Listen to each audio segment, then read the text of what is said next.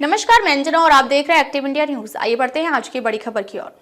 दिल्ली विधानसभा चुनावों का अभी शंखनाद नहीं हुआ है। चुनाव आयोग ने तारीखों का ऐलान नहीं किया है, लेकिन राजनीतिक दलों के बीच चल रहा रस्साकसी ने माहौल बना दिया है।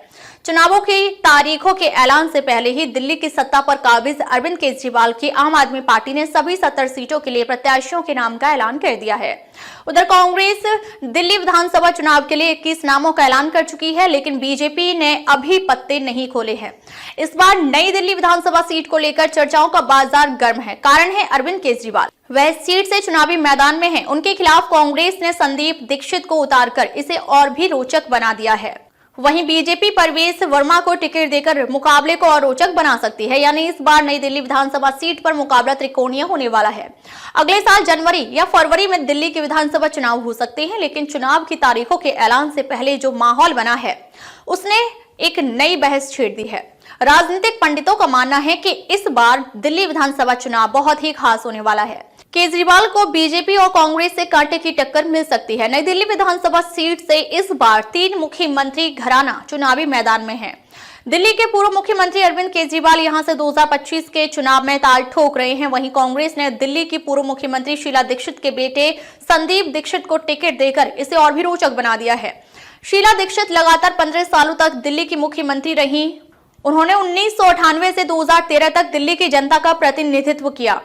तीनों बार उन्होंने नई दिल्ली विधानसभा सीट से विधानसभा का चुनाव जीता। रोचक बात यह है कि जिसने भी नई दिल्ली का चुनाव जीता है वह भी मुख्यमंत्री बना है।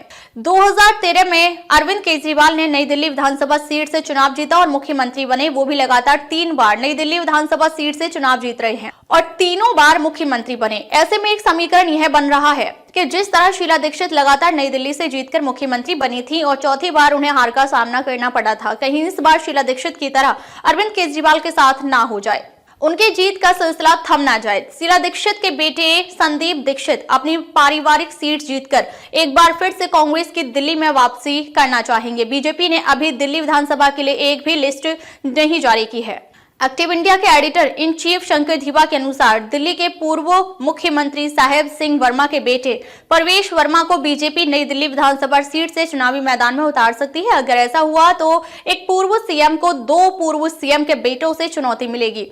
साहेब सिंह वर्मा ने 1996 से 1998 तक दिल्ली के मुख्यमंत्री के रूप में काम किया, लेकिन प्याज की बढ़ती कीमतों की वजह से उन्होंने चुनाव से 50 दिनों पहले ही अपनी कुर्सी से इस्तीफा दे दिया। इस्तीफा देने के तुरंत बाद उन्होंने अपने परिवार के साथ मुख्यमंत्री आवास छोड़ा और बस से अपने गांव मुंडका चले गए।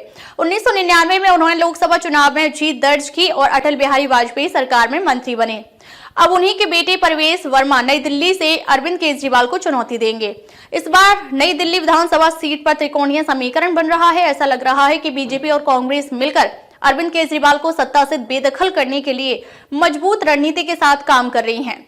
खुफिया जानकारी के अनुसार कांग्रेस अपने खोए हुए वोट को वापस से हासिल करना चाहती है, जो कि आम आदमी पार्टी की तरफ शिफ्ट हो गया, और ये तभी संभव है जब केजरीवाल को सत्ता से बाहर किया जा सके। चुनाव की तारीखों के ऐलान से पहले जहां आम आदमी पार्टी ने 70 की 70 सीटों पर उम्मीदवारों का ऐलान करके सभी को चौंका दिया है, अब देखना यह है कि बीजेपी अपने उम्मीदवारों की घोषणा कब तक करती है। सूत्रों की माने तो 24 दिसंबर को पहली लिस्ट आ सकती है। अब तक के लिए बस इतना ही, फिर मिलते हैं एक ऐसी ही बड़ी खबर के साथ। तब तक के लिए नमस्कार और देखते रहिए एक्टिव इंडिया न्यूज।